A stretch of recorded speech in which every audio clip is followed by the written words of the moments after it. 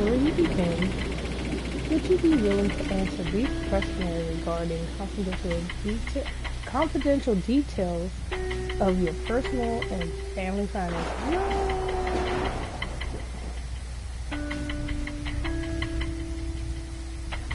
Yeah, I saw that. I was flooded. Okay, your answers will be secure to save and store and will influence several narrative events in the game. What? Okay. Thank you. What? Wow. Your person.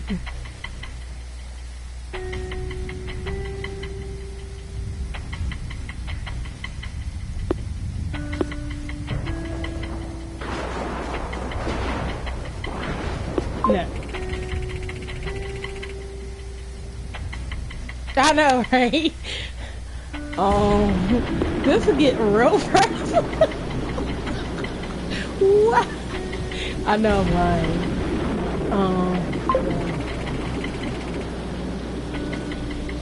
Whoa, no.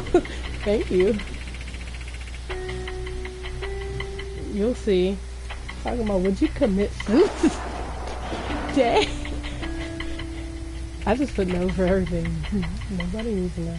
Thank you. And now, yes, I would like to continue. This game got real off.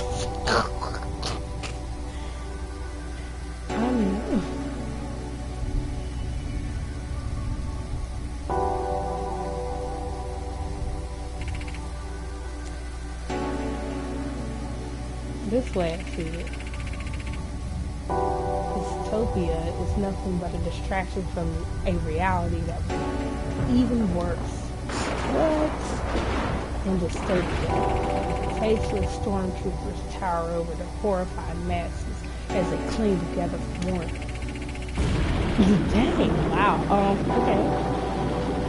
The guards grit teeth, pull triggers on the throngs of desperate protesters, cutting down waves of innocence with sinister certainty. What? But in reality, reality is nothing like that. In reality, the police don't need to be scary to scare you. In reality, the courts are so clogged and the cops are so callous and the cages so cramped that the thought of getting lost in the labyrinth of their logistics scares you more than a bullet to the back of the head ever could. What? This game is a mess. In reality, nobody needs to shoot you at all. You get knocked on your butt, but by a zillion dollars sound cannon and run away to save the eardrums. You don't have the savings or the health insurance to lose. What? In Dystopia, tattered rags or drab uniforms or dutifully worn lion met eyes and encoded gestures are made in shadow and steel doors crushed together. Ragtag rebels rediscover the unity of long-lost ethnic identity, and in each other they find hope, strength, and even if their failure is assured, in Dystopia, they gain the one thing their tormentors can never possess, love. But in reality, the only people who even notice you are strangers trying to look down your shirt. In reality, your best friend is a cell phone, a good one, if you're lucky.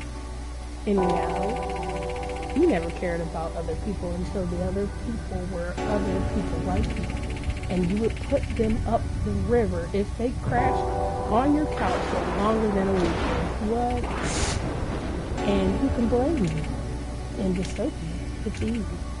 In Dystopia, the evil and the good are always up the hill, down the dungeon, through the woods. They want your blood. They want your babies. They want your bravery. For the shell of your body. the heat of your sexy starving orifices. What? Reality is never that interesting.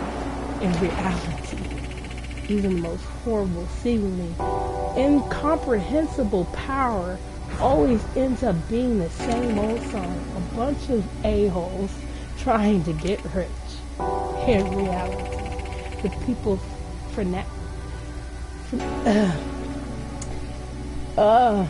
fanatically obsessed with money are never those people at all. In reality, the people whose whole lives revolve around money are the people who have no choice because they don't have any. And in reality, the wealthy no longer need a thing from anyone else. Not to die in some war, not to live in some place, and not to build something that a robot has built in the time it took you to read this. And in dystopia, all our creations turn disease, poison, skin, faces are rendered tragically. Okay, you want to read that word? The destruction of Mother Earth turns everyone into into a Chinese, a hooded nightmare, an asphyxiated tingle. But in reality, the sky is blue as ever, the air is fever crisp, and the bright stars within it are what you look up at while you wait for an ambulance after being stabbed over the apple that now costs you $20. In this stuff, your only possession is a torn photograph. You end up bartending at a neo-soul nightclub for futuristic gangsters. But in reality, you can never get that job. And if you were forced to become an outlaw yourself, you probably end up being the victim of a far worse crime than you can ever make yourself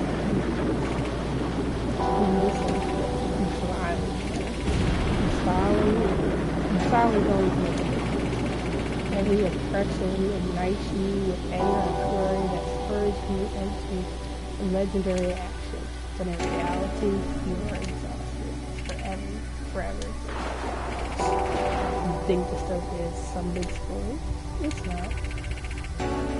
It's just a crappy little epilogue that goes on forever. And and it all ends up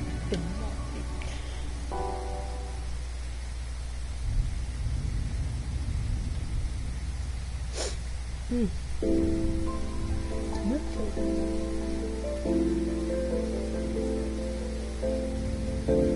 Kennedy Station.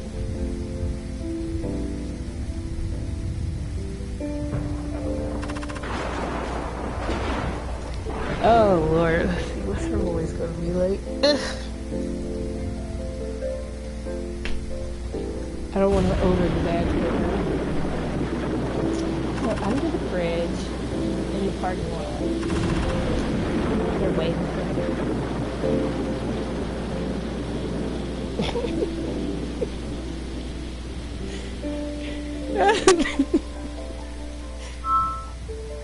What?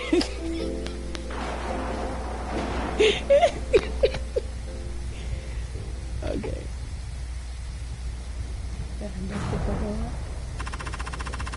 There's no way I can negotiate with these people if I don't have a cigarette first. And I want to start a conversation on a note of why I've started smoking. You can smoke in the rain like every other failure of a feminine fatale fad. Even if you already had something like half a pack today. Girl, you smoked half a pack.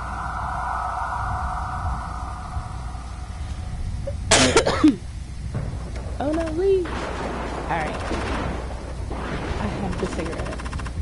There's an ashtray over there by the corner. And then I'll use the washroom to try to mask the sense of time. Have the cigarette, then do something to hide that you have. It's a tried and true formula. Oh, I gotta go out. Why you wanna smoke? You so dumb. You know what they say. I know, I'm sorry. It's like, sure, they got up on her. Sorry. The only way to start quitting is to have one. No, that's a lie. You just lie to yourself. Snow on the ground, rain in the sky, heat in the night. You figured they were lying about how long this kind of climate change would take. And then it turns out that even the worst pessimism wasn't half as bad as it already was. Who knows? Maybe this cigarette is the least toxic thing I've inhaled all day. Still, if I could quit, I would. Too bad. And that's what I'm saying. She was lying to herself. Too bad. You only feel bad after it stops feeling good. Right? So maybe the attitude is a little piece of what's happening to everybody. Screw it. I didn't even want this. I'm just delaying it. You think? I have to tell you the truth. Tonight is the night. Okay, do we get to go back? Can I go to the parking lot? I'm not going back. Oh, you really have to go to the bathroom?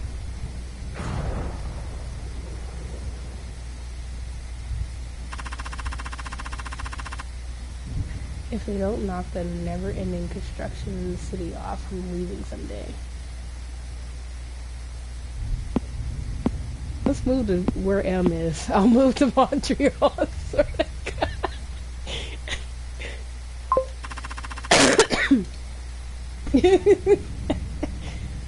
At least they have more than 2 subway lines. And how could you not lovely stop called Panini?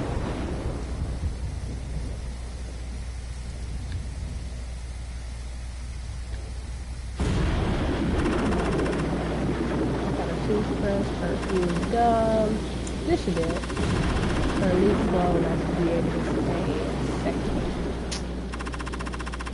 The thought of somebody actually using one of these toys is unimaginable. Girl, God, I have to quit. Look at my fingers, my teeth. Real reason they try to hook you young is so it can happen before you're even capable of imagining what looking like crap will look like. What's in here? Alright, I think I'm good. Can we go to the parking lot now? Thank you.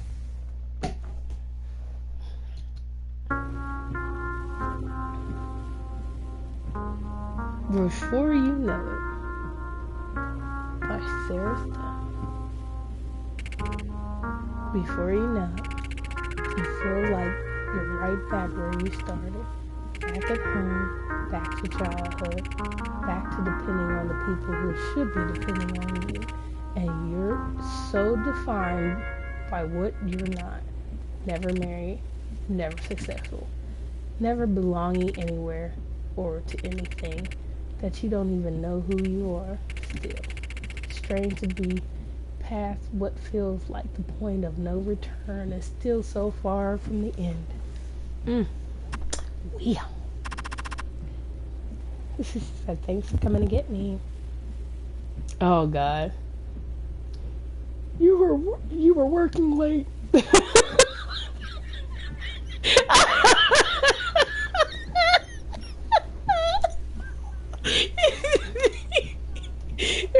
Okay.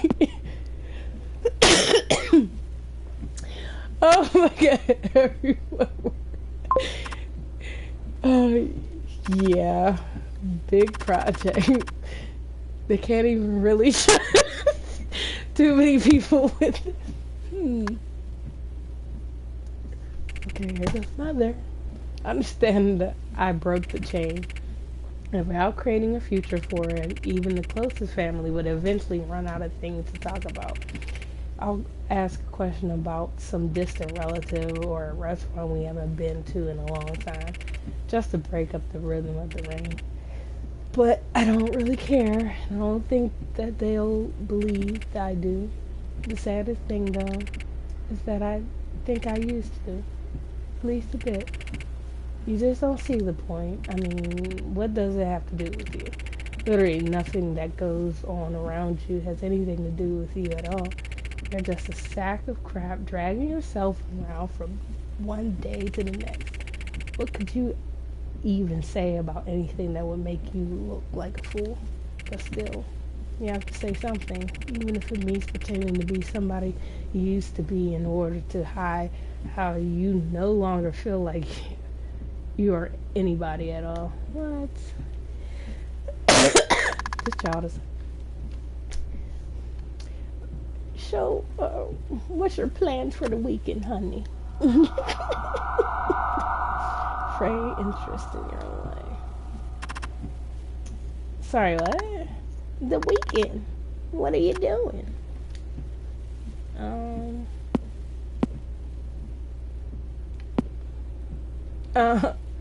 Watch movies I've seen a million times. That's something I would do. Probably get coffee with Claire and Steve. Why would you lie? I know, this is terrible. You know you're a loser when basic questions about what you're doing on a weekend feels like humiliating interrogation. Well, maybe you should go somewhere new. Meet new people. I have nothing in common with people younger than me. I'm embarrassed to be around regular people of my own age and everyone over. Where's me the heck?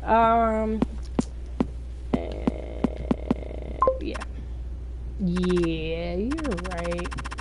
I should see if anything's going on in the city. I really miss going to concerts.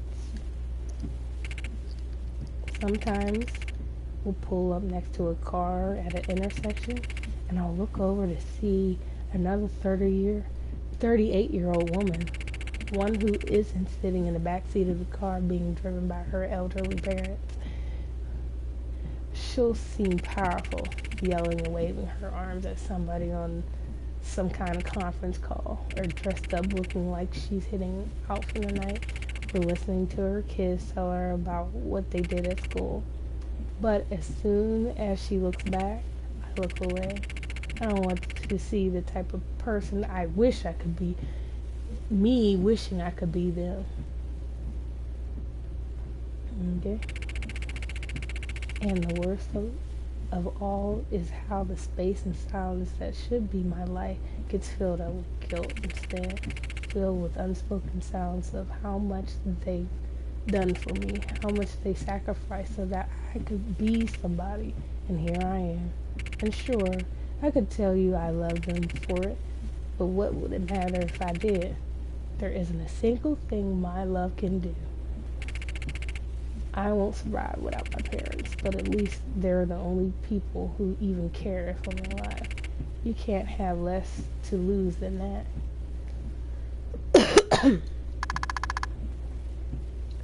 What did you eat today, Sarah? Hey, you treat me like I'm helpless. I couldn't contradict them if I wanted to. I'm sorry. I had a salad with chicken and a granola bar. What the? Well, we have leftovers if you want. Alright, maybe a bit.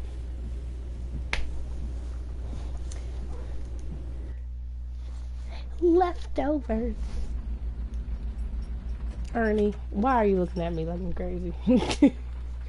He really is like... He's so... Sarah, hold on a second.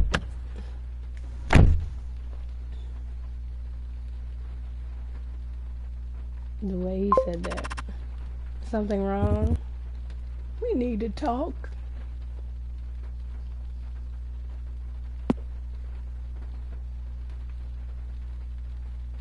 It must be my sister.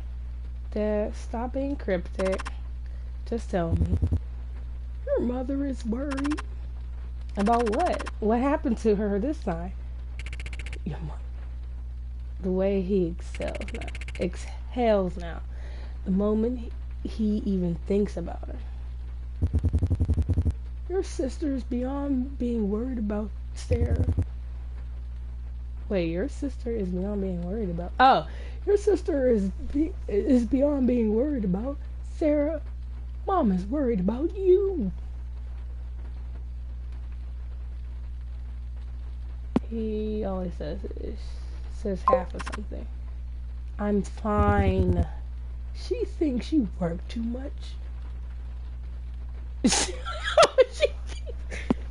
Wow. I wouldn't say that. Or too much. I don't know what that means. It means she wants you to be happy. That your happiness is more important to her than anything else. And she's dying. I'm trying. And your sister, you know she's going to need your help. And you know it won't be easy. How old is her sister? If you had someone that could turn to when things got tough with her, it might make it all the difference. He always says there's nothing opposite. She doesn't need me as much as you think she does. She's more capable than you know. She is. You've always been like just like me. You're strong. You don't complain, and you've never been afraid of responsibilities. But sometimes, Mercedes, that's you.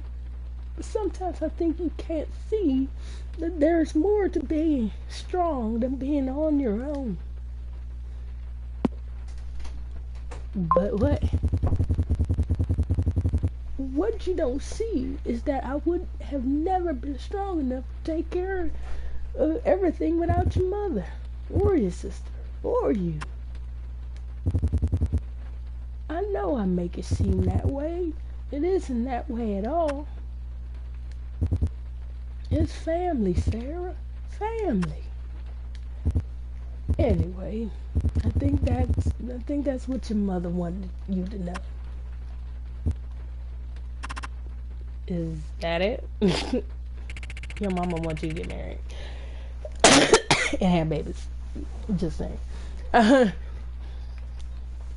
definitely is. I couldn't tell by the way he locked eyes with me in the rearview mirror. Was it intimidation, fear, pity? It's hard to read your parents as people. You don't want to do it. No matter how old you get, you want to believe nothing could shake them. No, that isn't it. I have to tell you something important, and I don't want you to say anything about it to your mother. Not yet.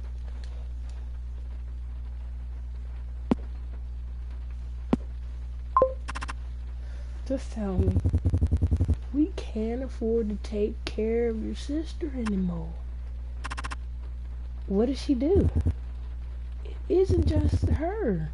Medication costs, mom, they just keep going up. What else did they put her on? I don't know, even know anymore. Between the two of them, it's mountains.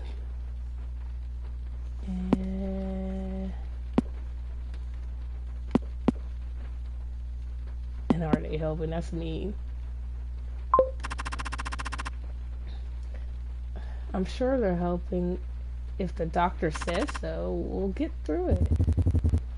Your sister doesn't listen to me, Sarah.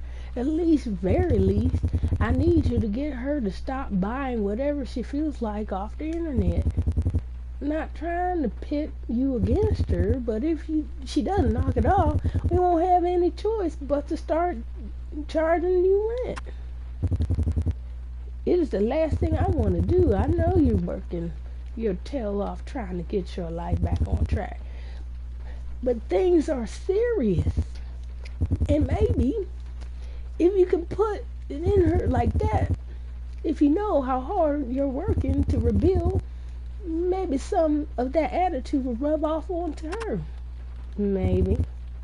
I mean it, Sarah. You've done everything you could, despite how tough things are out there. I know how much it must hurt to move home and to rent a condo. I sold the condo. I don't miss it. I was lonely there. But you still own it. And it's still Toronto. And you're still going, you still got the equity from the down payment plus all the years you paid into the mortgage.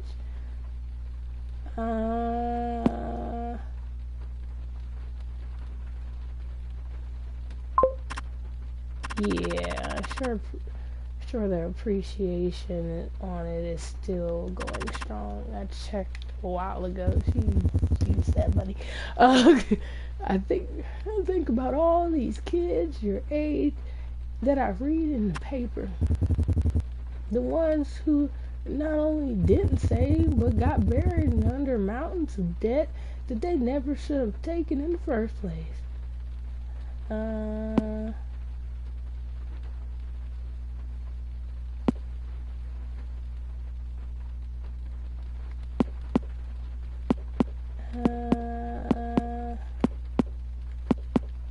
Yeah, I'll go with that. Yeah, it isn't worth it to pay all the interest anyways. Exactly. And we've been paying off your sister's nonsense for years. But not once have you ever come to us to borrow anything. That was what I was going to do tonight.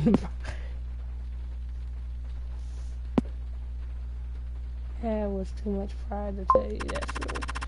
I couldn't live with myself. I screwed up your retirement. You and Mom worked so hard for everything you had. So have you. You get up in the morning, you get dressed, and you do it. You do the work. I know they never appreciate you the way they should, but they will. You're too good to ignore. I lost my job 6 months ago. I sit in the cafe all day just for interviews.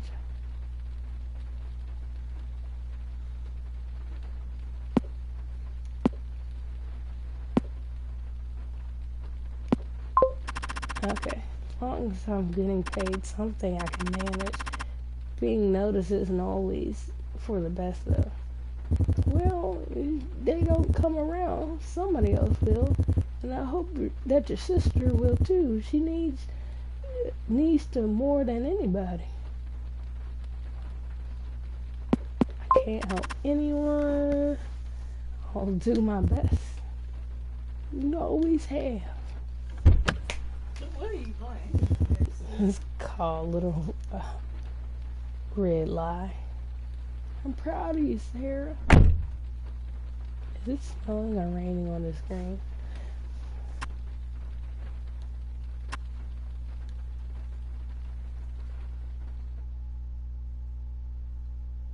See?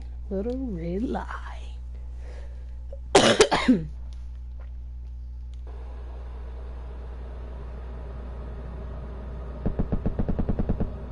Okay, who's this guy? I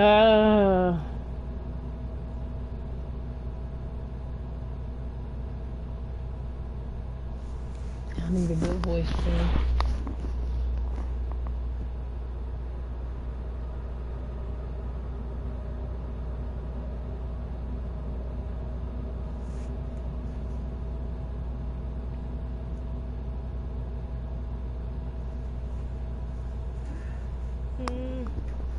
I need a good voice for this jerk. He looks like a jerk with a tie.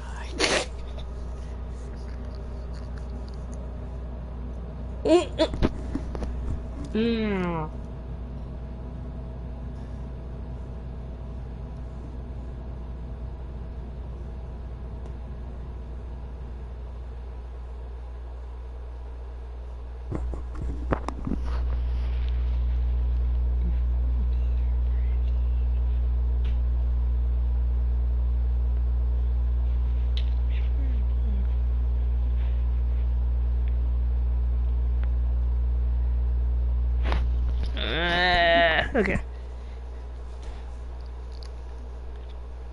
Before you blow your brains out, over some attractive upper middle class white woman just because you screwed her brains out. I was thinking maybe we could take a moment to talk about the things she told you. Real talk. To talk about things that people like her never tell you. The money. Biography.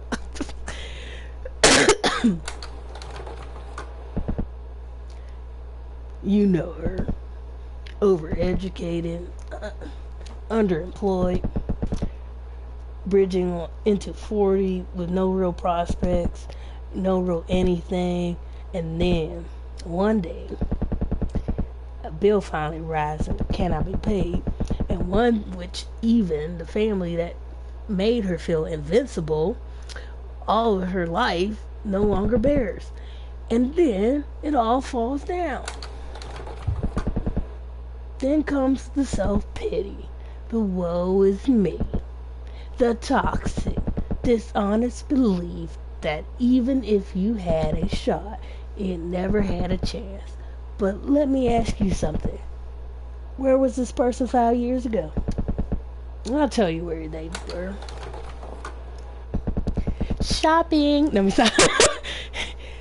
They were pretending they never saw it coming. They were racking up debt, despite hoping that they would never lose imaginary face with kombucha sipping celebrities. 10 years ago, they blew every cent they made or could borrow in service to a hashtag, shoes, travel, asinine branches. 15 years ago, forget it. Laughing it up about the hollow hallways and higher learning, acting as if they were somehow smart enough to get a degree, and angst their apology, but not smart enough to know that they were digging their own graves. And now they want the world to feel sorry for them, so they won't tell you about what they really come from. They won't tell you about the safety net they still sit securely beneath them. They won't tell you how they did it themselves. But the past is the past. Nobody can run from it forever. And the numbers don't lie.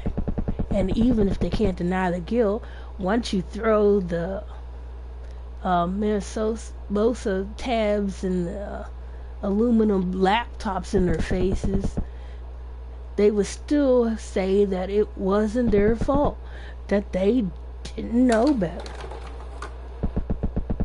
They still say that they were told or their whole lives that if they did what they were supposed to do, they would end up safe and sound. But there are the people who said this. When was this so-called speech they gave? Where did this happen? Who wrote it down? What did it say? They don't exist. It doesn't exist. And I don't know about you. You see, why are you so like you spoke about that? Because it's this guy.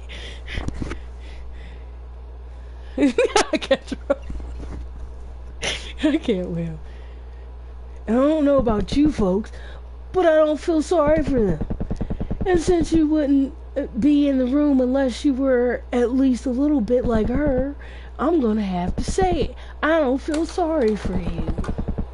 But we don't need to feel sorry for ourselves. We don't need to feel anything.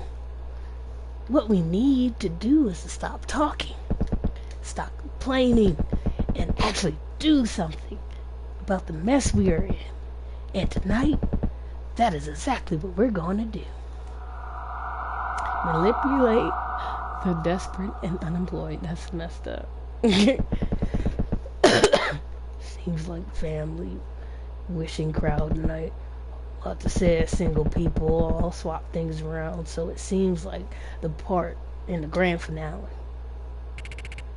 Ladies and gentlemen, I want to begin by telling you that if I learned one thing, it is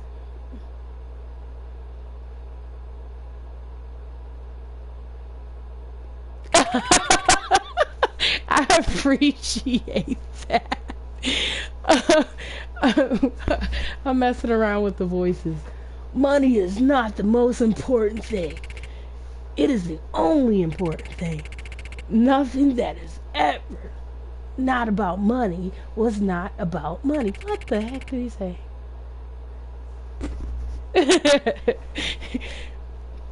Oh, God.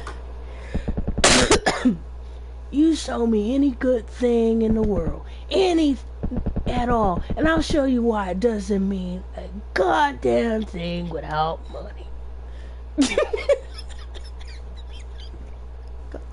Cody, shut up. Okay. So what am I doing? Wait.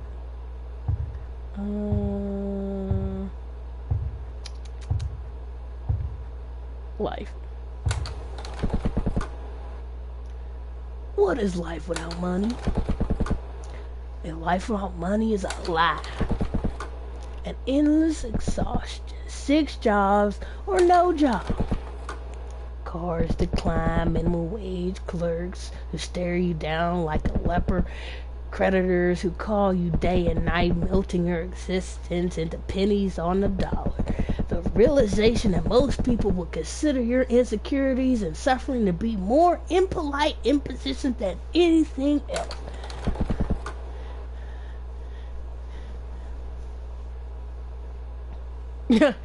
Yeah, I saw this game and I watched somebody play and I thought it was like, oh, this is good. I said I could use it because I did voice acting for Into the Woods before. So I'm messing with this one too. Anyway, what kind of life is that?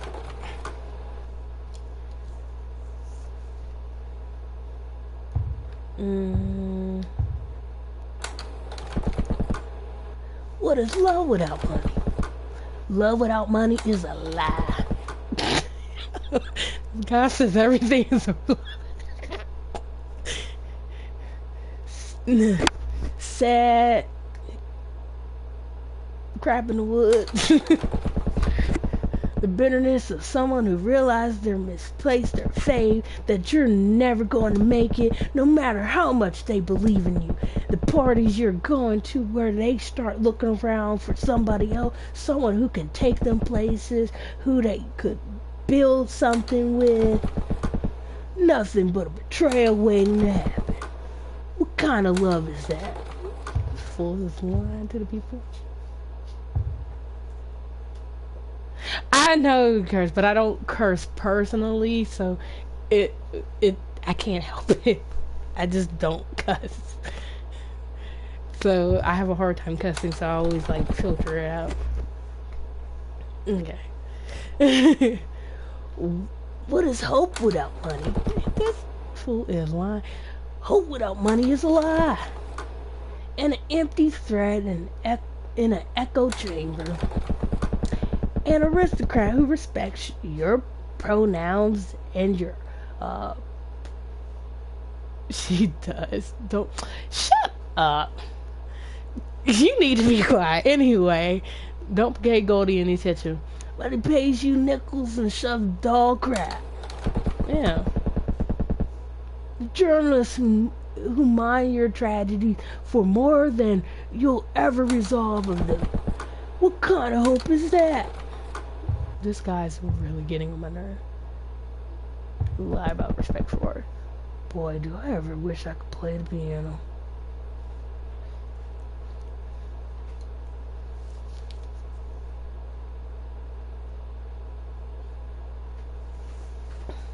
That macaroni.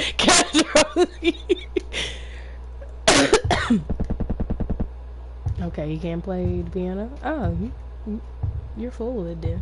Lie about desperate things. Okay. The way you can let a silent moment hang while you drink water is perfect.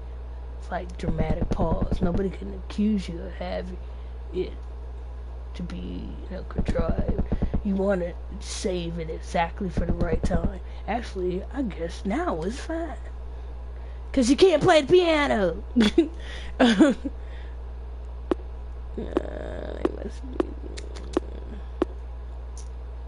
I lock in the car again? No. Crap. I think I let it go too long. What was I saying? Oh, yeah. I'm too lied about that.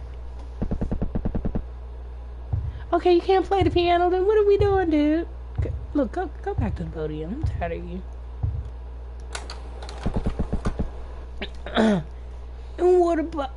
And what is family without money? Family without money is a lie. I'm tired of this guy. Family without money is nothing. Family without money is a father who can take you fishing, but not to the dentist. The kind of family that functions only so long as the credits can roll an hour later. And those change with protecting it.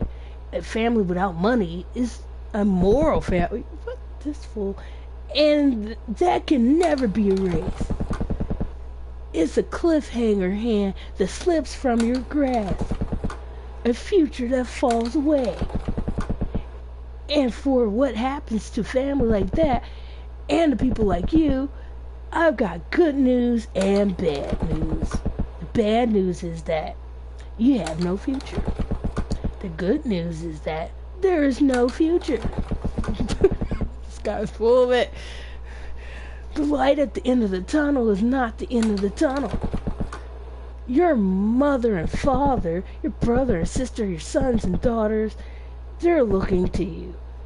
The clock is turning. Every time you see them, one more moment passes before it will be your turn to be one of who is depended on.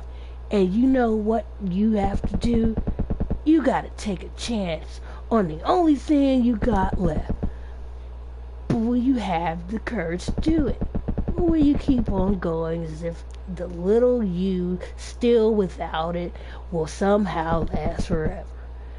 Will you keep standing in the house, staring at the window, or will you wake up, take control of your life, and make a sacrifice that could save them all? No, we're not doing it. Ritual by Ferris M. For better or for worse, the reality is no place like home. In all my years of living on my own, I never achieved even a fraction of the sense of place that I still feel every time I walk through the door. Everything is just where it was, and everyone is just who they were.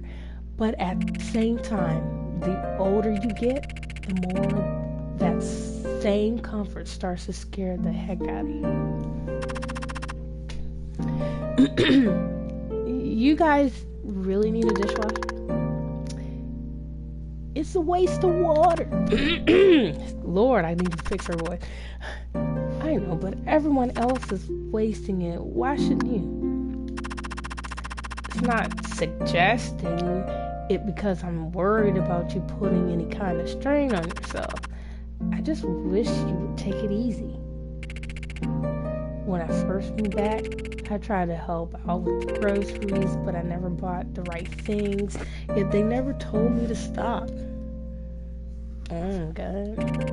They just started restocking things before I did. And when I tried to cook myself, it was so much worse than what we were used to, because both of my parents are amazing cooks, that I eventually gave up on it. I tried to help out with gardening, even fixing things around the house, but Mom had a way she wanted the yard to look, and it took Dad twice as long to do anything with me helping him. You can't be an adult in a place you grew up. It isn't your job there, and you can't break up the order of things in a place where the order is everything. All you can do is dry the dishes you can't clean, vacuum the floors you can't build, mow the lawns that you can't grow, and worst of it all, is that you also feel the opposite of fear. It feels good to be in a place that feels like a sanctuary, that makes you feel safe. But you're always thinking that you won't be ready when they're gone, or when they need you pressingly because they aren't. Sarah! Yeah? Give me a hand with something.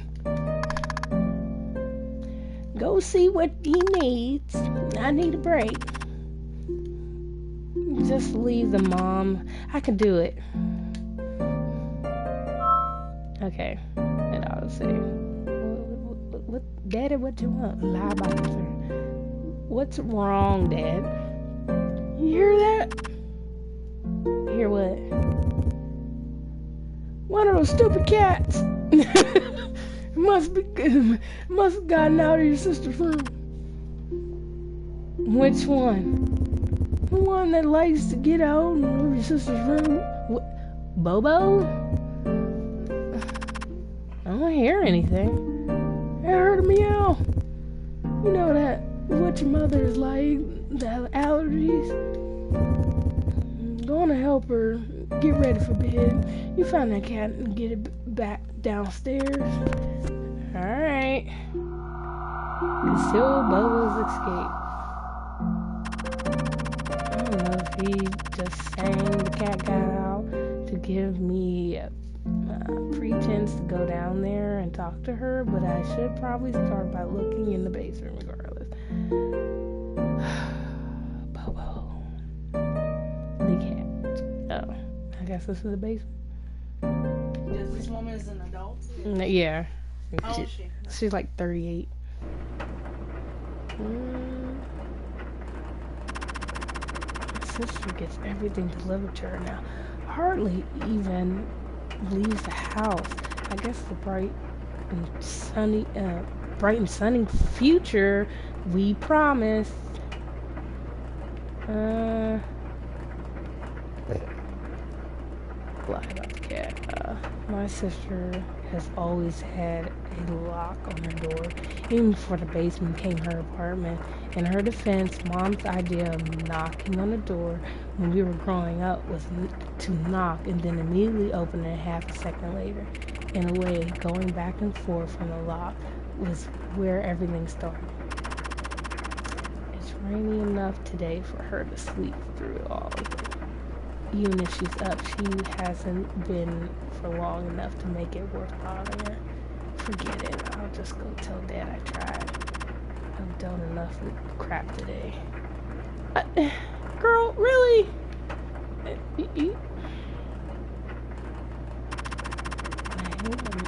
I hate the way Mom has to creep around her own basement doing laundry just to not wake her up. Almost as much as I hate the way she then does laundry herself in the middle of the gosh darn night. You can hear it all the way upstairs. Still, what are we going to do? If we complain, she'd probably stop wearing clean clothes just to spite us. At least the washing is done. The drying must be twice as well. Okay. Dad used to store a lot of homemade beers down here. Nobody keeps track of how much anybody was taking, or at least not until it became obvious that someone was taking way more than their share. At the same time, nobody could prove anything, and nobody was going to be able to prove anything. Last time Dad put some down here, he put more and even better stuff than he had before, basically asking for it to get taken so he could justify flipping out. The night he did that, I quietly moved it upstairs without telling you. I knew you were drinking. It stayed unswiped. The issue couldn't flare up, and nobody ever mentioned anything about it again. You look this thing. So I think it's so sister. Please talk to her, or she'll just tell Dad she didn't know anything about it. My whole life, my father has used me as a sword, and my sister has used me as a shield. You just bang up against yourself. Girl.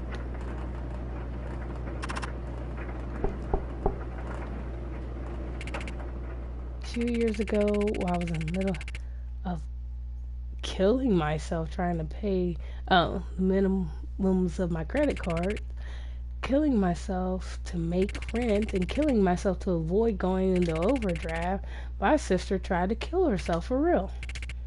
It must be nice. No, that's too much. Don't even think of something like that. You really don't mean it.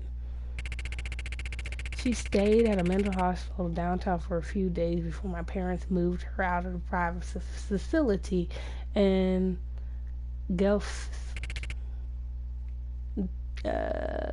staff the encouragement to express any emotion you want. A schedule laid out for you like a kindergartner. For a little while, she got better, though I don't know if it is or isn't incredible what everybody treating you like the center of the universe could do. Surely it's ought to do something, but then life goes on, and the people around you go back to being the people they used to be, the people they actually are. So she did too. Hey, are you up? Dad thinks one of the cats escaped. Are they all with you? Alright, well, if you can hear me, let me know, or send me a text, or something. I suppose I might as well check the rest of the house for the cat. It probably did get out if Dad heard it. Okay, let me ask you something. Where does the depression end and the rude, self-centered, and miserable a-hole begin? Before you think that I don't love my sister, please consider, would I put up with the nonsense of what dealing with her entails if I did not? Would my mother? Would my father? If we didn't occasionally think a cruel or heartless thing about her, do you believe that we could possibly endure? I know she is a sick person. I know she is not really in control of herself, and that this is the darkest fate which can touch anybody. But in the midst of all her tragedy, all her setbacks, all I want to know is this. What about the rest of us? What about the people, the families, who have no responsible choice but to exist in their blast radius? The people who don't have any more of a way out of it than they do. And I know we're supposed to go to counseling too, but even if it helped, is it really worth tripling the bills, even if we could afford it? And does your life really end up less mired in her crap? Or do you become even worse? What if it only ends up making you as obsessed with her as she is with herself? And how does it end? It seems somewhere between unlikely and impossible that my sister will ever have anything resembling the life of a social or productive person ever again if these people never get fixed. What is the point of them being slightly less broken? What is the point of all the pain? Well, that. Alright, time to start looking for Bobo somewhere. Can't say I blame you for wanting to get out of there now and then, Bobo. But on the other hand, you're a cat. Okay, let's look for Bobo. Where would Bobo be? Bobo, be in the closet. I bet he has a coat hanger, believe it or not. I think my sister would consider it anathema to violate that. Maybe she isn't going to think. No Bobo there. Bobo, are you on the couch? Cat. This old couch belongs to my granny. It actually pulls out into the bed. The same one she slept on when she stayed with us until she passed away. She took us to the zoo, the park. I really loved her. When she died, it was the only time I ever saw my dad cry. I heard him through the door and I looked in. I didn't want to go in and bother him though. No cat underneath this. Bobo, are you in the bathroom? When we were kids, Mom would always make us go straight into the washroom to get cleaned up after we came in from playing outside. There was always a cool wind that blew through here and felt good, even on the hottest days. Anyways, it doesn't matter. A long time ago.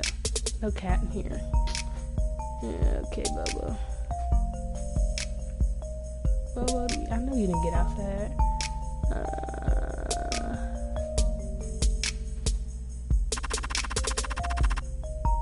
Okay. Bobo, where are you? My father was a police officer. He believes strongly in following the law with a single exception. He keeps guns in the house, some of which I don't think he is quite supposed to have. I don't think the cops ever trusted my dad. They all lived out in Whitby and Oshawa and would drive into big bad Scranboro every day in a least white trash justice. He was a guy who actually lived here, who was from here. I'm sure he had to go along and get along. It means a lot to me. Okay. Sees behind it. Dad pretends to buy this TV at random, but it's good. But it's too good for him to have done research on. This line up here where we had air conditioning. When we would have the windows open all the time, just to miss the bin jungle.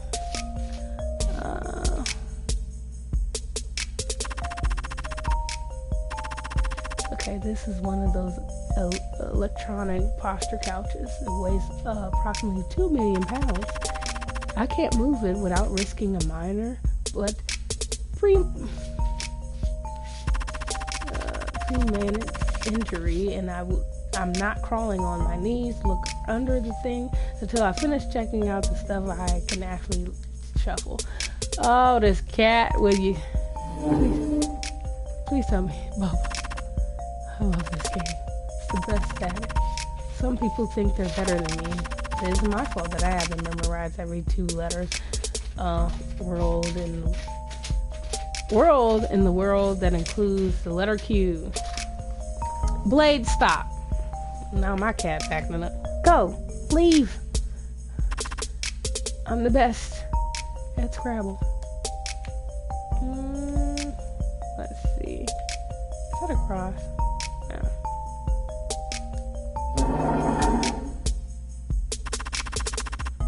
Dinner was a big deal in the house growing up.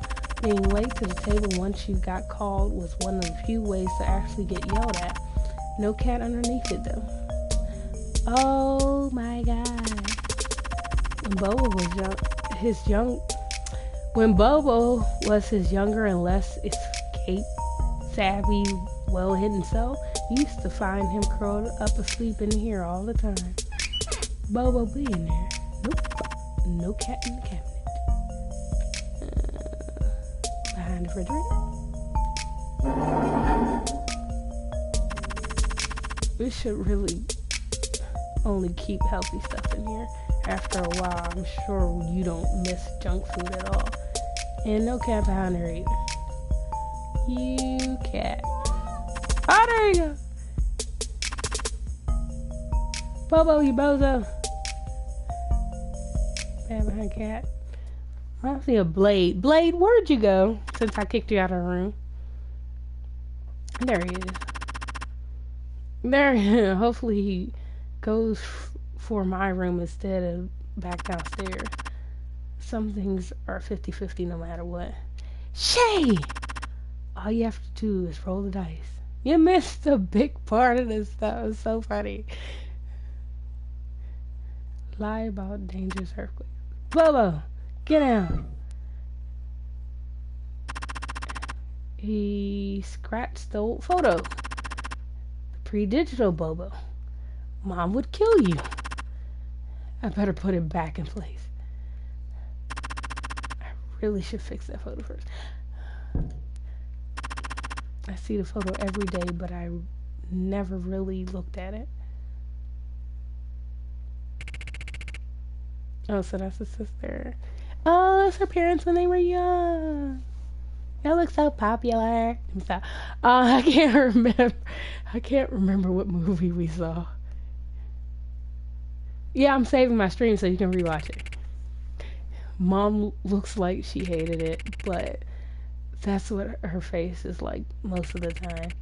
Thank God I don't make that face. I always feel ashamed to have good memories from when I was growing up.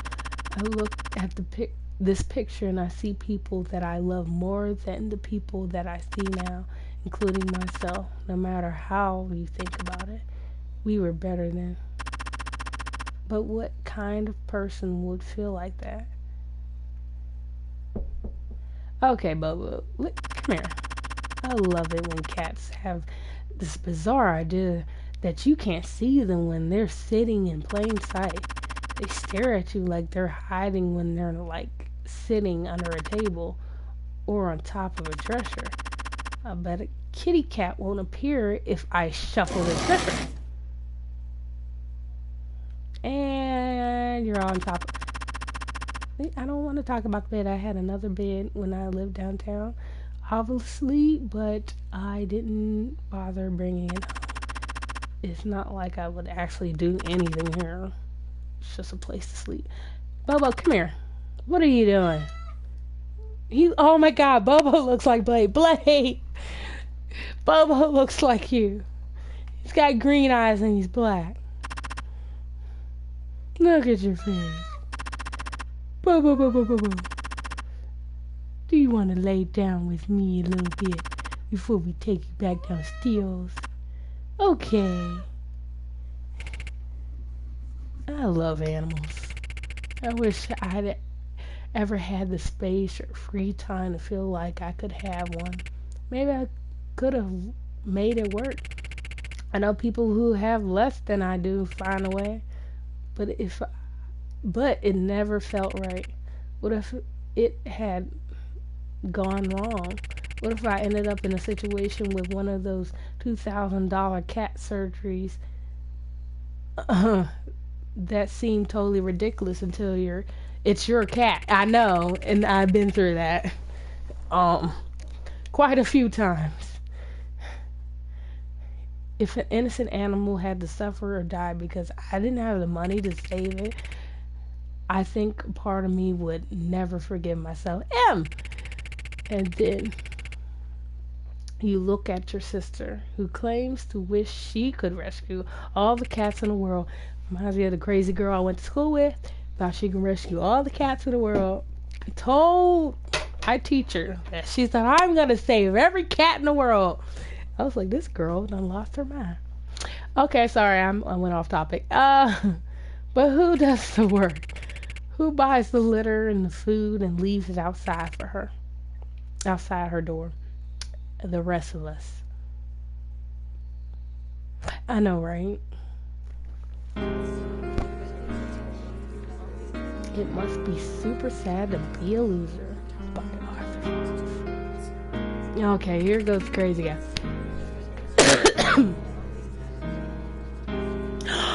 What? M sub to me? Oh my God. Thank you, M. That is awesome. Okay, let me do this voice.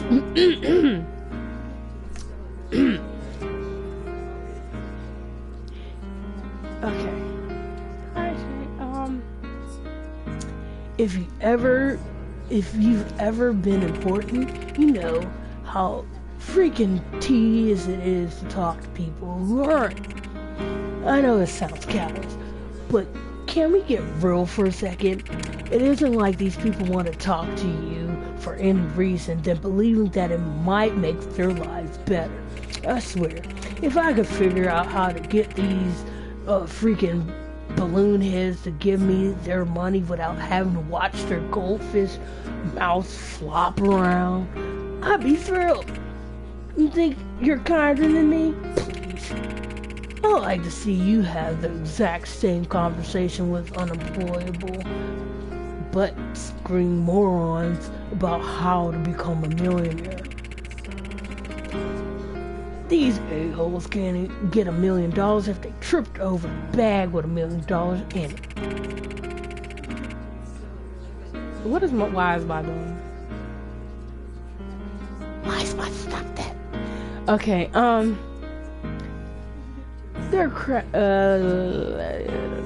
okay. They grab their pants and get carted off in the ambulance because they scraped their knees. You might earn. They don't have anything to offer you. There are no fair trades here. You're a big freaking deal with important things to do. Hold on for a second.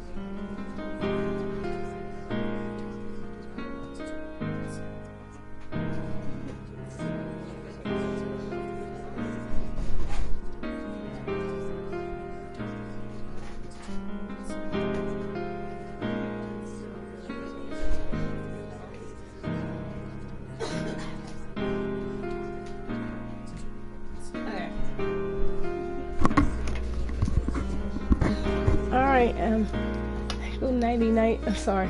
Anyway. Ernie. Okay, they don't have anything to offer. They don't have anything to offer to to offer you. There's no fair trade here. You're a big freaking deal with important things to do.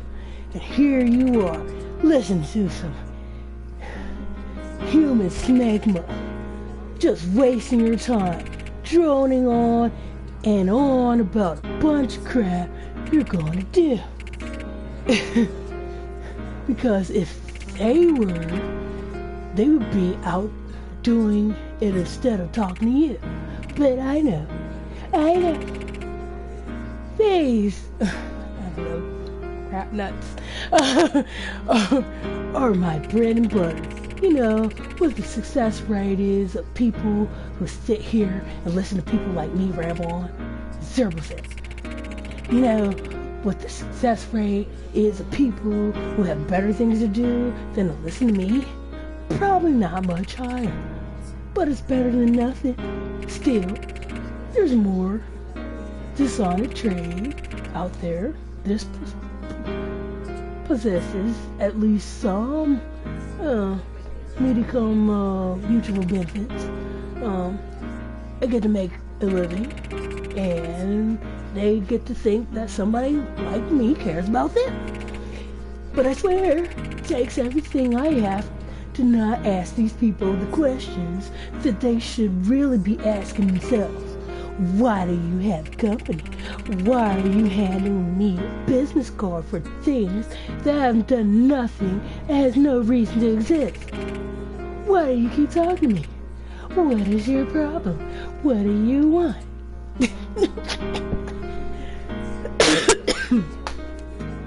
Jesus. I thought I had to talk to the VIP meet and greet people. These are the meet and greet people. They keep selling more VIP tickets. Alright, let me get this over with. Don't forget, Blank is coming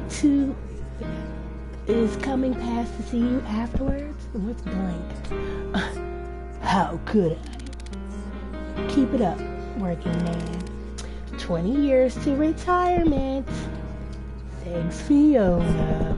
Appreciate you doing all the prep work for all the presentation decks, too. No problem. Was it alright? It was perfect. It worked. But I think you could do better. I know you got a lot of talent. Why don't you polish it up a bit before the next event? Alright, 9 a.m. Alright. I'll be back at the office until midnight or so if you need anything. I appreciate it. Let me tell you something. Young women are the most amazing thing going on in the workforce today. Me and all the guys I came up with are always saying so. You can pay them less, they work like dogs. And they're a heck of a lot easier on the eyes than some of those crap bags wearing suits that look like he brought it for the prom he never went to. And the best of all is when all these chicks get to that age where they start wanting more, emotions, raises, and the rest of it, a good bunch of them go off, have kids, and you never see them again. Then you get a dip back into the college interns, get a fresh batch, and the cycle begins anew. I love that part. I love the part where they come back to visit with the babies, thinking this is the big moment to wedge back in. They see the young girls who replaced them, and you can literally watch it click in their minds how completely screwed they are. And I know, ton of women out there are thinking, does it even matter? When push comes to shove, you're gonna leapfrog a bunch of young men over these women anyway. No, I think a lot of women think so, maybe. Because women care about other women and assume that men do too. My wife, for example, calls her sister practically every day. They sit there on their phones and nattering on about nothing. Heck, what the heck is that about? But no, men don't care about other men. We only care about ourselves. As soon as I get everything I came for, you cows can have it.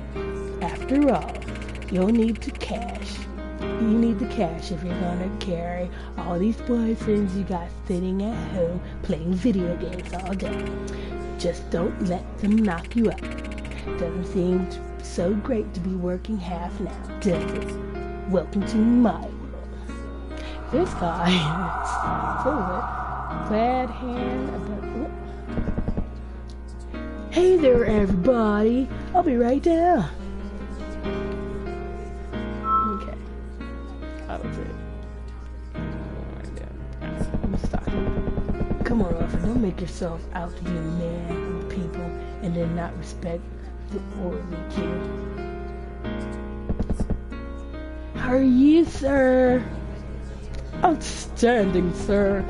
A real pleasure to meet you. Yeah, that's a bad word. The first guy is always a guy, and he always has the same stupid crap-eating grin on his face. And even if he isn't a white guy, he always wants to do all the white guy stuff. Talk to you like you're both wearing kilts at a wedding. Give you that our grandfathers were brothers in the Great War type of nod. Okay, what a blink. And the bit, all he wants is for you to see him beaming. He just wants you to know that he was impressed and that it's a rare feat indeed that you, like him, are naturally born master of the universe and tiresome. And the worst part of that, sometimes, through sheer force of irrational overconfidence, these guys actually succeed. And then they become the most insufferable people to ever live. The guy who never shuts up about how hard they work while they make internet videos pretending to buy houses for their single moms. Freaking hell. And that's why I really want to get this business off the ground. Sounds like a heck of a plan, Randy. May the rose rise to meet you. May the winds be at your back. Why are you lying to me? I forgot to sell the first guy, but oh well, I think this lady looks like a good candidate to get real. The rebirth of entrepreneurship. Okay, do I grab a book? Okay. Arthur, it's wonderful to meet you. Nice to meet you, Kelly. I just gotten back from Papua New Guinea. I spent most of the flight listening to your audiobooks. The moment a woman starts talking about travel, you know you're in a situation where you eventually have to tactfully cut them off. We call these ladies the flying and crying self. They're always going somewhere, always on some personal journey of enlightenment, that amounts to wondering why living out in the airports doesn't seem to make them happy. And they always have a hidden crap ton money that came from somebody else, or they believe is hidden. I don't know why they think that anyone would buy that someone who spends practically all their lifetime traveling could be anything but rich. But they always tell you that they're an event planner anyways. So yeah, it is. But these are the people that are really want to put up with. Individual stories may vary, but they always wells with zero self-esteem, and when they dump money into their own misery, trust me, they dump big. Oh my god. But what I learned most of all is that I need to love myself. Oh my God. If you can't love yourself, who can you love? It's true. Thanks for tonight. Oh, I'll push this one. Start real. The offer for a startup master plan. Okay. Lie about my... Okay. Hey there, Arthur. You're so handsome in person.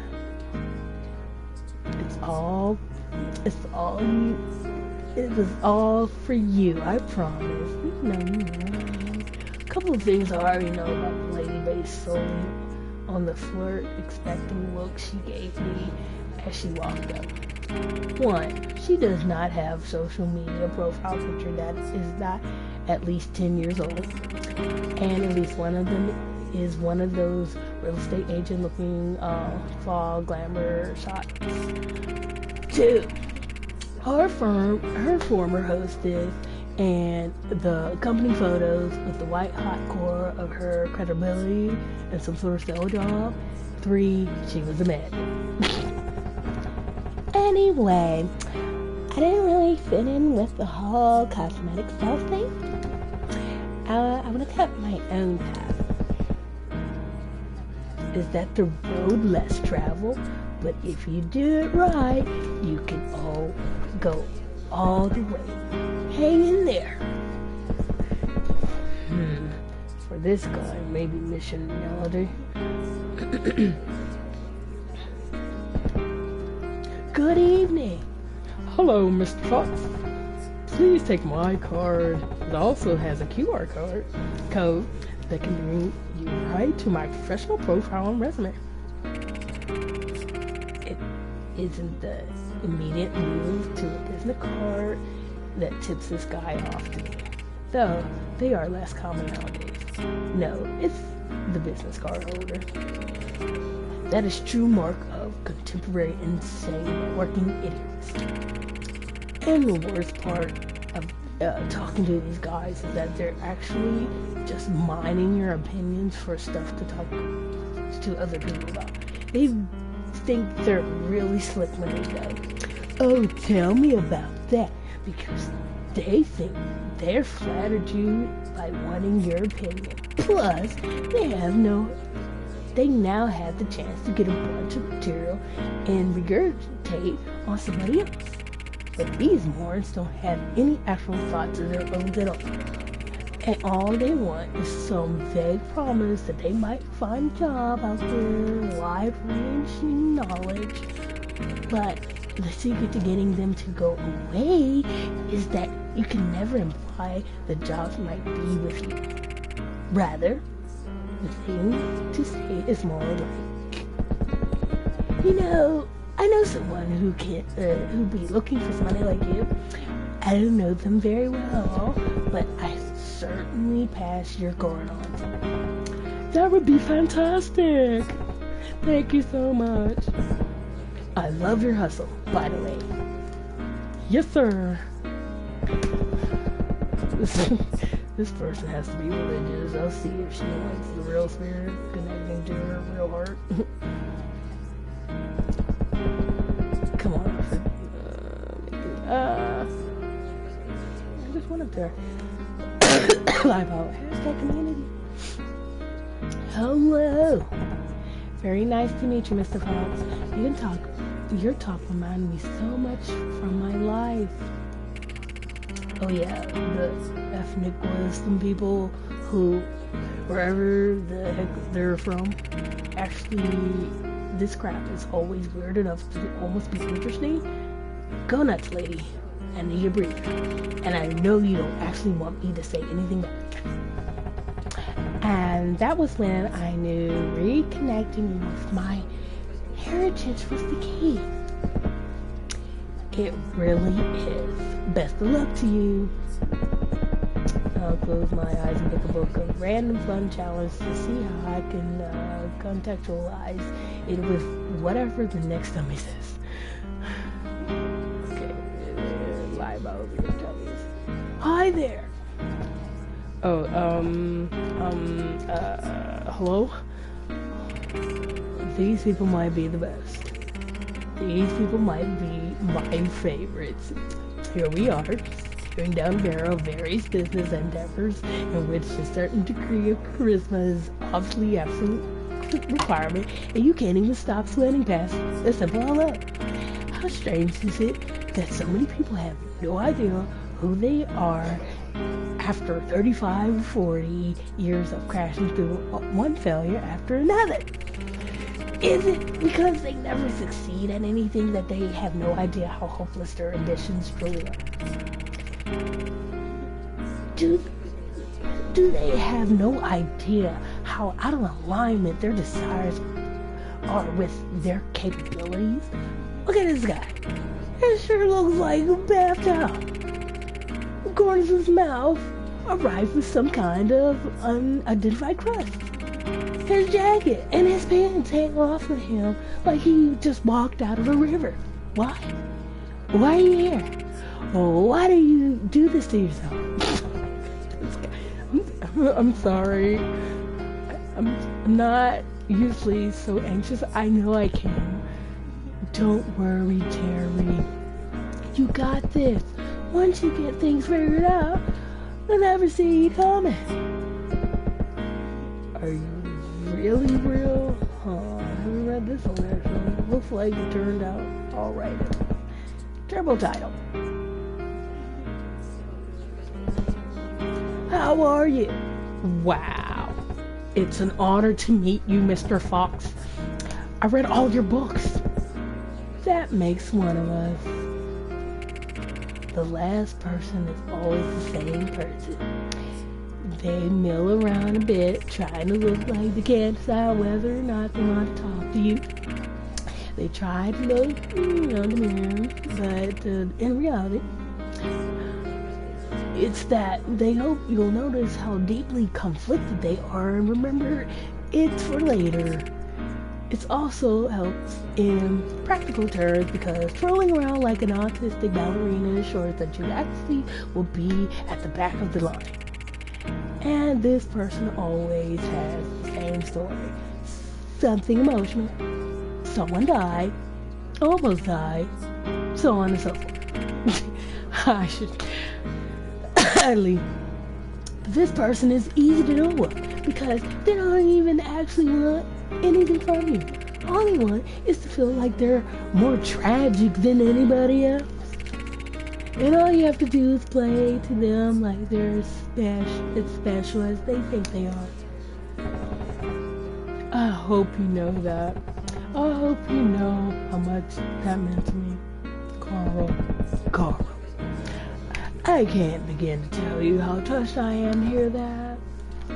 Thank you. I'm so glad we had the chance to talk after everyone else was gone. That must have been such a difficult time. It was. It really was. I don't think I ever heard a story as tough as yours. You really put what I do into perspective. You were the kind of person I got into business to help. You know good and well. And then, of course, they cried. They cried and cried. Which is perfect, because then I have a reason to cry. Namely, how worthless they are. As soon as they start, I start to really feel how stupid and screwed up and pointless their lives are compared to mine. And it all comes out. They're crying at themselves, and I'm crying at them too. It's a thing called empathy. You know what? This fool is it, or straight up ignorant. And then, before you know it, they're gone.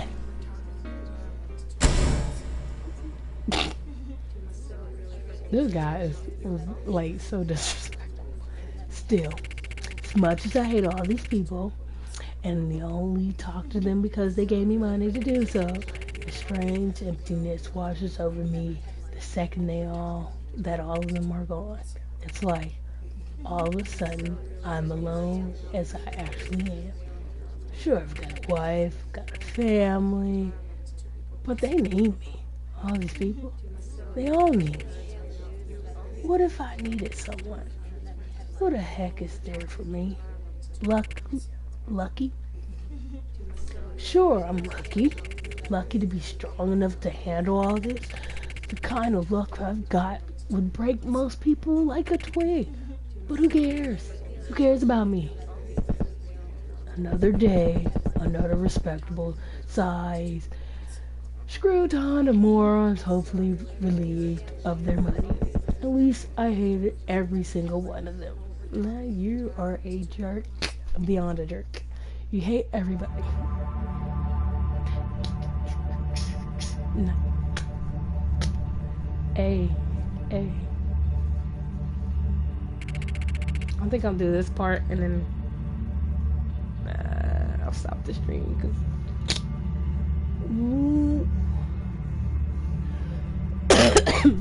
my voice is like when you absolutely need her to talk to her, the only guaranteed way is to set the alarm to 2 a.m.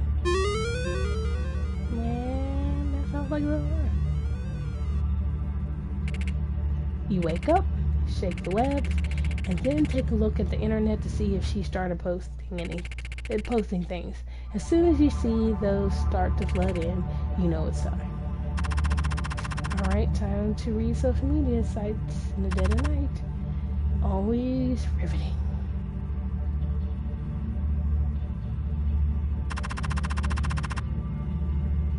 I know, I think I am gonna put this on the channel. Good thing it saves on Twitch, and you can post it from Twitch to the channel, so I think I'll do that.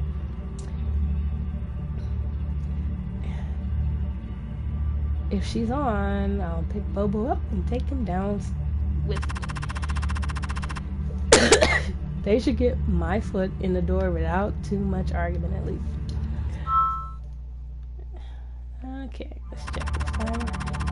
After the suicide attempt, I started tracking her online keyword alert thing like that. Sometimes I even watch what she does online as she sits in the same room as me.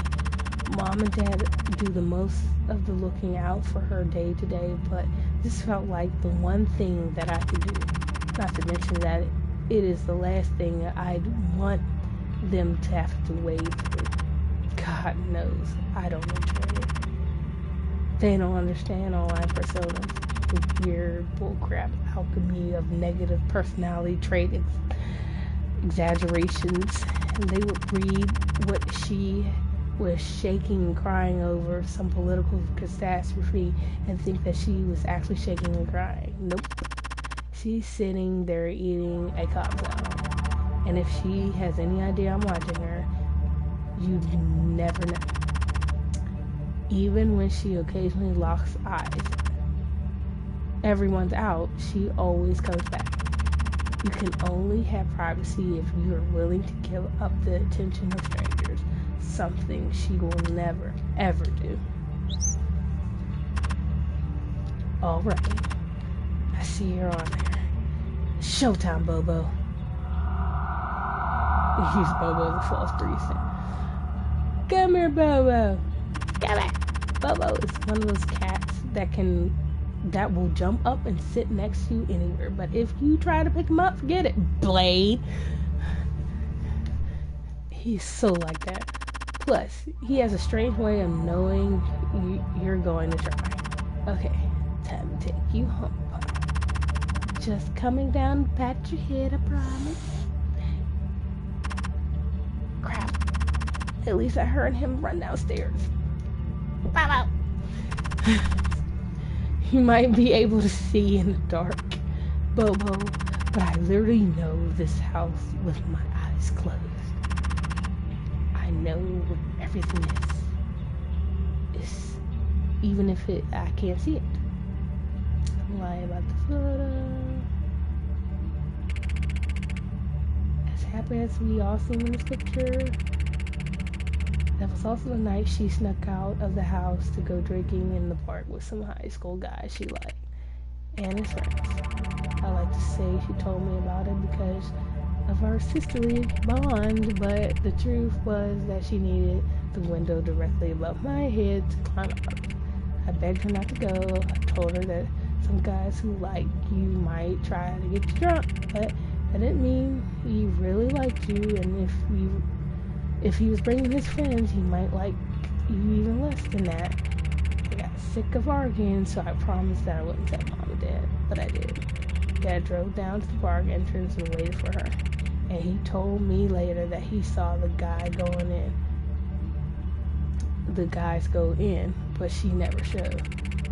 I don't know if she ended up listening to me, acting like she didn't, or if Dad lied to me about what happened, or if she went somewhere even worse entirely. She climbed back through the window a few hours later and fell asleep without saying a word. It's a boring end to the story, I know, but life is no story, and there's a lot of things you're probably better off never knowing for sure. That might have been something she should have told you.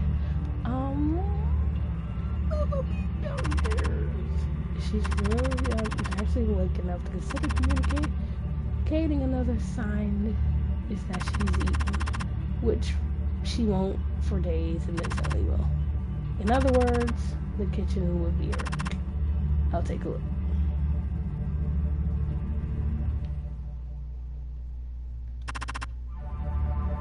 Sounds crazy, but we have to make sure she brings plates back upstairs. Flies down there weren't bothering anybody but her, but once she saw a mouse, Dad went nuclear. I do this thing where I know what all of the dishes are now, and if I see one out in the wild like this, I mentally subtract it from whenever I look in the cabinet. Hunt them down if they're missing before Dad can find them. I can meditate between the two of them to a certain extent, but believe me, mediate. That situation was too much. I'm not doing this for either of them. I gotta live here too. Okay, Bobo, this cat. Doesn't seem to be anything missing. We should take something to her. No, stop it. Gosh darn it, this is important. I have to talk to her. Break down the freaking door and if you have to. What the heck are you enabling her for? I've seen enough. Time to go downstairs. Okay, so Bobo, we ain't gonna go get Bobo. That dang old cat better be down here. Scratch at the door. Oh, there's Bobo. Jesus, it's freezing down here. She left the window open again. Why can't she smoke uncomfortably outside like everyone else? Can't say I blame you for sitting on top of the warm dryer, Bobo. Hopefully that'll keep you from running. And of course, the draft of the window being open means the door up there slams shut, which means Mom and Dad will both wake up. Inquiries will be made, and all that freaking sneaking around was for nothing. Gosh, freaking darn it. There's more to the story of my sister, of course. More than the sexy stuff about her tragic attempt and heroic road to recovery. The bills and the stress from all of it threw everything in disarray. My mom had MS that had been in remission before I was born, but of course it came back. My dad had insurance that was supposed to cover anything and everything, but of course it didn't. The years went by, and the isolation and dysfunction only became more taxing and worse. And as the cost of it rises, the darkest of secrets gains momentum somewhere deep inside of you, that secretly you don't even think anything is even actually wrong with your sister. Her soul and her heart are merely covered in rust. It's been a so long since she has been a person that she no longer knows how. And for somebody who doesn't even seem to want to be alive, she sure seems to have no remorse about ruining the lives of people who do. But you keep that thorn inside, stumbling around. Don't worry, Bobo. Still make sure you get back in, okay? The temperature would kill you. Okay. Just don't have your head, Bobo. Just listen to me. Crap. Jesus. Started the crap out of me.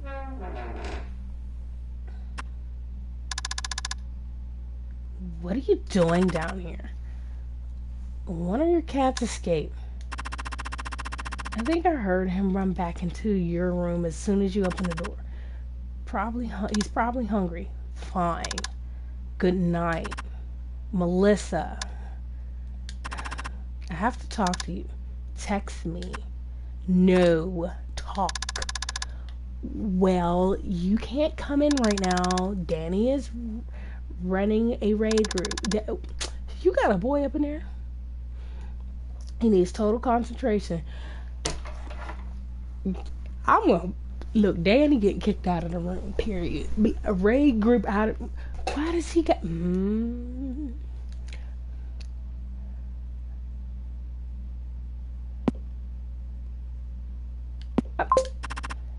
Upstairs then. Get you, Sarah. Busy. It's about money. What money? The money. Our money. Fine. What about it? Melissa, we're standing in the laundry room. It's freezing out here. Fine. Just give me a minute. You're coming up? No. You come in. Just wait 2 minutes.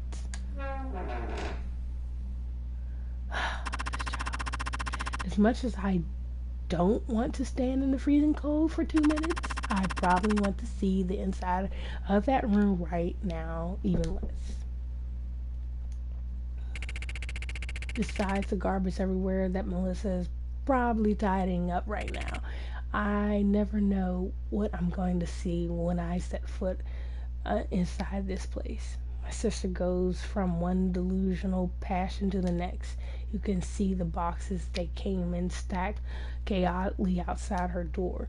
I guess the funny thing is that she's a stereotype, right? A loser who lives in her parents' basement. But for her, millennialism is closer to camouflage than causation.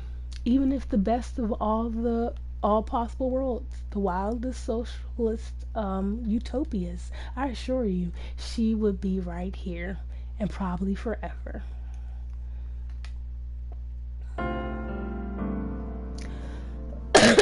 Boy, get out of...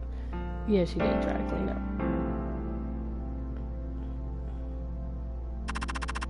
Well, here goes nothing. But at the very least, I'll have to find a way to put her in a better mood first.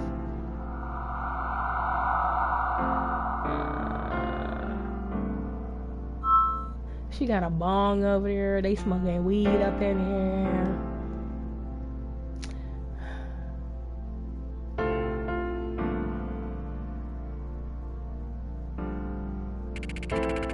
This is really I know bad kids. They got some weed. Get off the weed. Melissa really insults the hardship of ugly people when she says she is ugly. But I can't talk to her about this. The entire basis of her belief in her own unattractiveness is my fault, apparently. There is both a really long and really short version of this, and this is the really short one. She wishes her hair was straight. Nobody wants to believe their complex self-esteem problems are that simple, but I guarantee you she would be immediately happier if her hair was straight. Everyone reflexively says it isn't that simple, it isn't that straightforward. Tell that to fat people. taught at the people with severe birth defects. You don't think their lives would be better? Have you lost weight? No. Wait. What are you saying? Oh, when did I gain weight? Crap. Abort. I just voted for shaving the chicks. I know, really. If you don't like your short hair that much, shave it. I mean, your curly hair. I don't know. Something about you just looked good. Maybe. I don't know what it is. I'm not even wearing makeup. She's definitely wearing makeup. Okay, this one was very rude to go down, regardless. Music. This month, my sister is interested in learning how to play the guitar. It's too bad that the only thing she ever takes any interest in are glamorous art, music, writing, that kind of stuff. When we were young, Mom and Dad really encouraged her to down all these creative paths. But maybe some people want to be artists because the only thing they can do is the makeup stuff. I mean, she has absolutely no natural gifts for any of it, nor the level of discipline to compensate. And as soon as she comes around to realizing that, she gives up until she forgets. And then she starts again with something else. No matter how much it costs, my sister has a desire to be a person who does these things, not to desire to actually do them. Can you put bleach in her shampoo? I mean, she dyed her hair black and her hair was blonde, maybe. Wouldn't that make her hair gray? I actually saw a woman. Oh, it's terrible. This woman messed her hair up so bad. I ain't never seen a woman, like, she went to bleach her hair and it looked like a light gray. And I'm like, how did you destroy your hair like that? I was like, how? Why would you do stuff yourself? It's too bad. I guess. For all we know, Melissa could have been the greatest welder who ever lived, or a surgeon, or an engineer, or not even the greatest. Even the crappiest accountant makes more than most of the novelists in the world ever do. Still, I'm sure her internet minions with no real stakes in her existence would disagree. After all, none of those jobs would have ever given her the sniveling praises that all they do is say she deserves.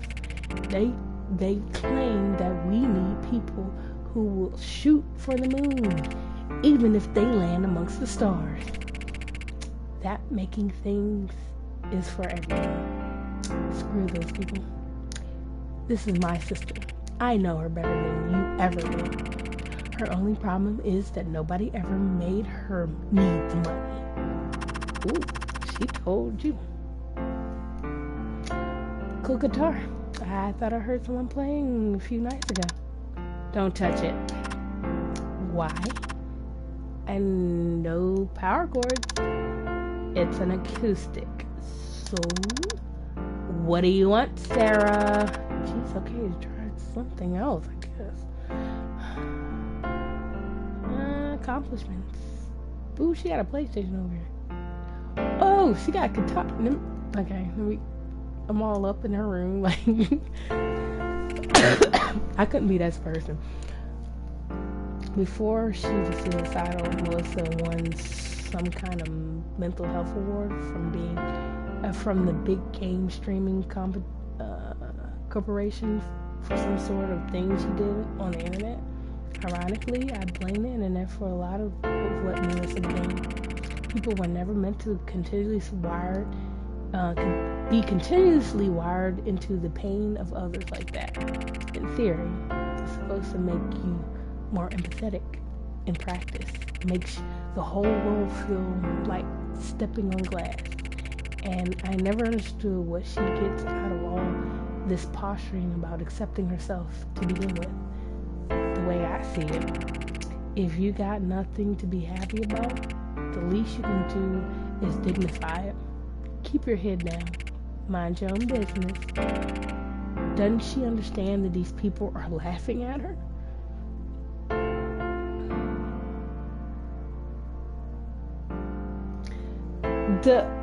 Melissa, the girl's sister is tried to commit suicide like a long time ago. They don't really know the reason or whatever.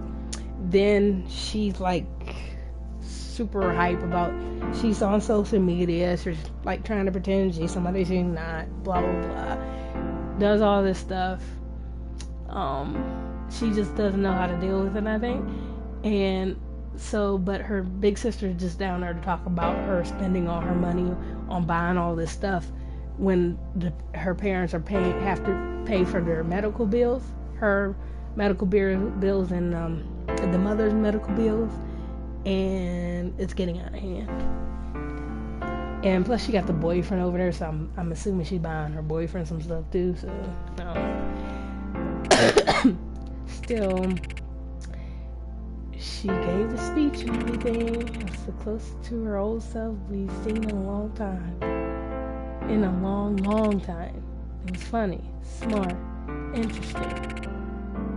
But she isn't funny or smart anymore. Now, she's just cool. Maybe she did realize that those people were laughing at her. I'm actually not even going to touch this. I don't know why she decided to get it out and put it on display like this, but I don't think asking the question will lead anywhere good. Okay. PlayStation. No. Social media crap. No.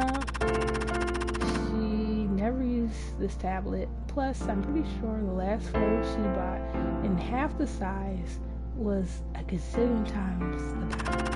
The tablet never leaves the table, but the phone never leaves her hand. Actually, this gives me an idea. My sister keeps an internet wish list up so people who watch her play games can buy her things. I think it makes her happy because it rings all of her bells. Feeling famous, having her phone ping, getting something new that she thinks she wants, and most of all, I think she enjoys it because it makes her feel, for a moment, like she actually is a person that the people who buy her this stuff imagine she is cool, edgy, sexy, whatever. It's a lot happier for everyone involved than the reality. A lot happier than the thought that you're buying overpriced underwear for a sad, aging woman in pajamas who lives most of her life in a 10-foot area between a bed, a screen, and a washroom. Then again, I guess people who aren't comfortable with an imaginary life wouldn't watch her to begin with. I really can't afford to buy most of the stuff. Ernie, don't you dare. But maybe something small. Anything, hopefully she can't see my email address there. Okay. I think I saw her. I already feel disgusting about this. I hope it was actually necessary. Can we kick him out of the room?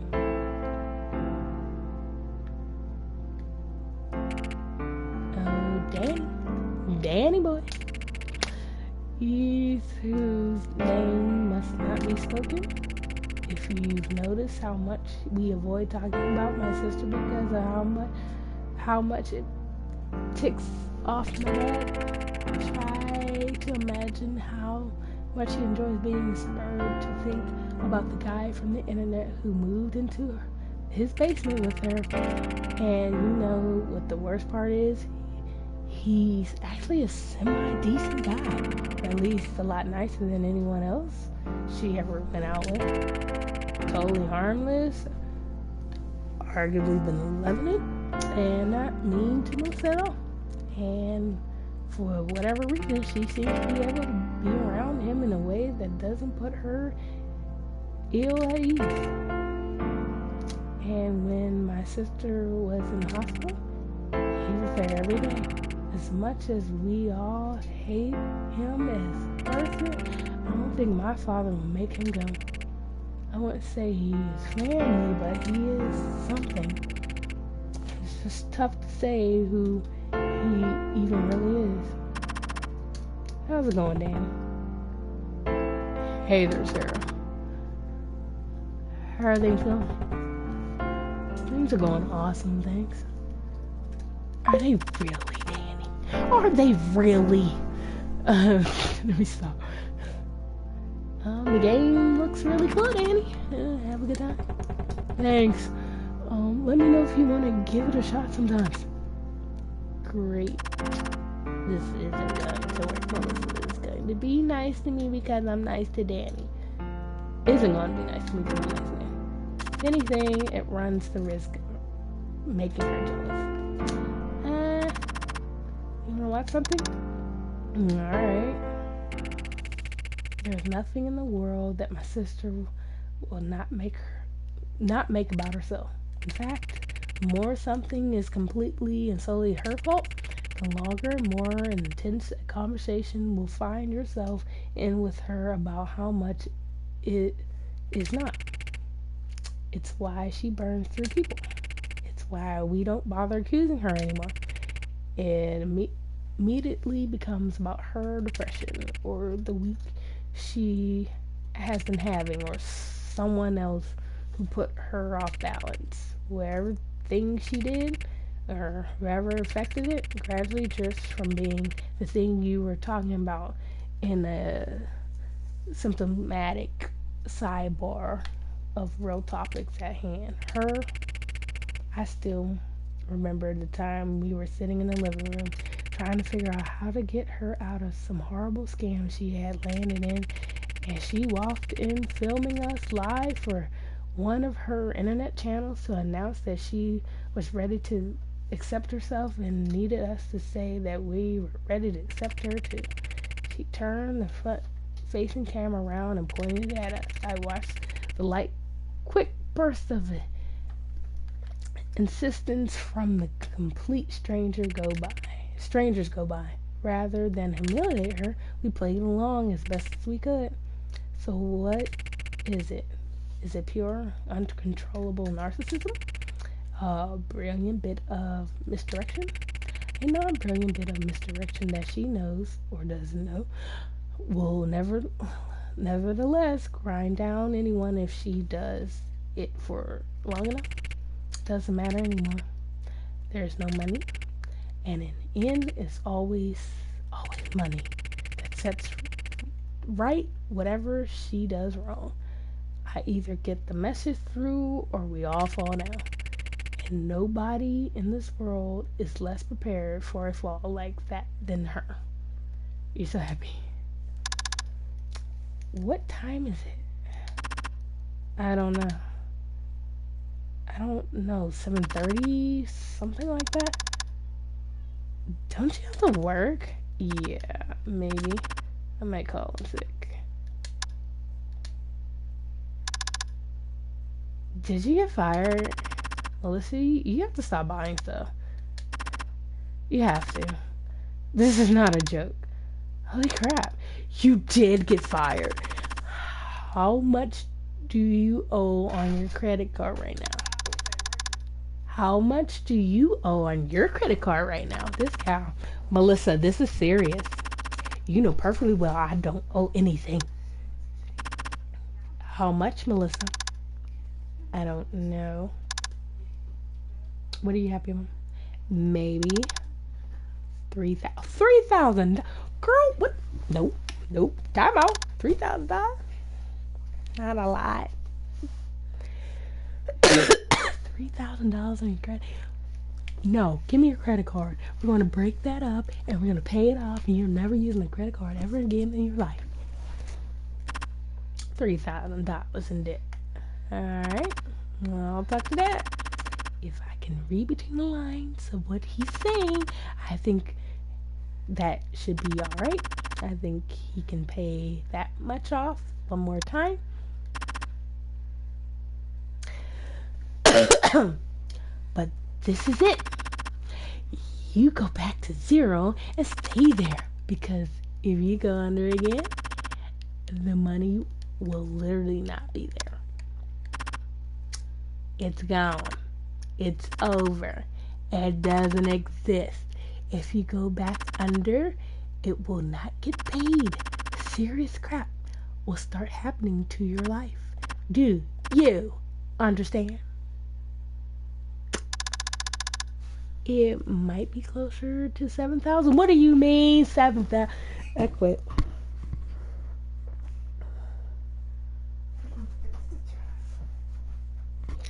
I can't. I can't.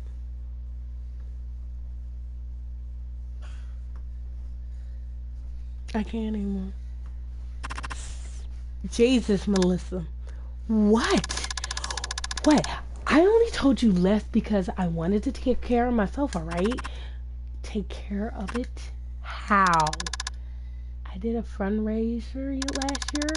If I told my community I needed help, they would. You wouldn't know anything about it. But some people understand that it's not a stigma to be poor and disabled. I can't stand that you make money from something that makes us all suffer. Plus you did 9 of those geek conferences last year. We both know that money is just for yeah.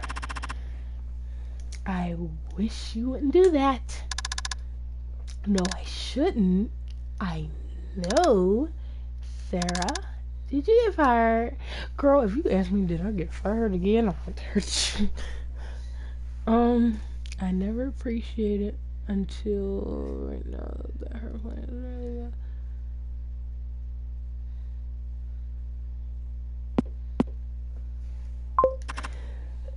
no, I just not sure if I'm going to renew my contract. What a bunch of freaking a-holes. After everything you've done for them. Yeah, well, it's a business. I thought they were always going on about how it was about family. You sound...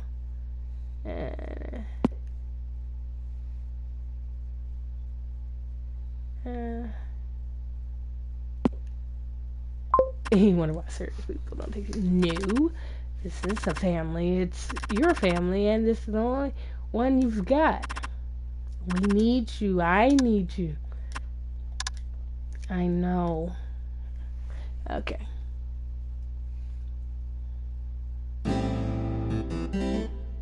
Oh, God. Technicalities by Arthur Fox. I think I'll leave it here. Oh, let me read past this. Did you think there was anything, pessimistic about my presentation earlier? I hope so.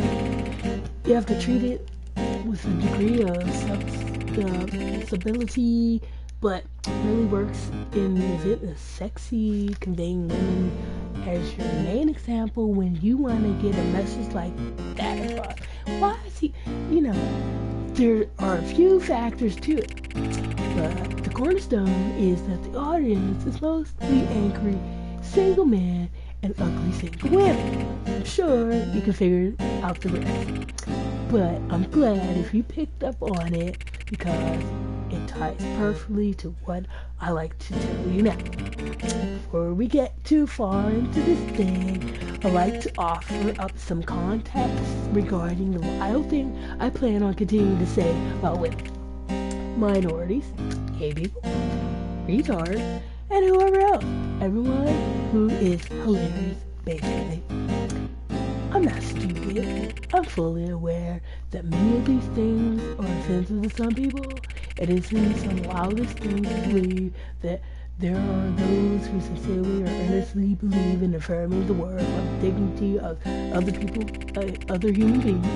But it is precisely this sincerity and earnestness that I want to talk about.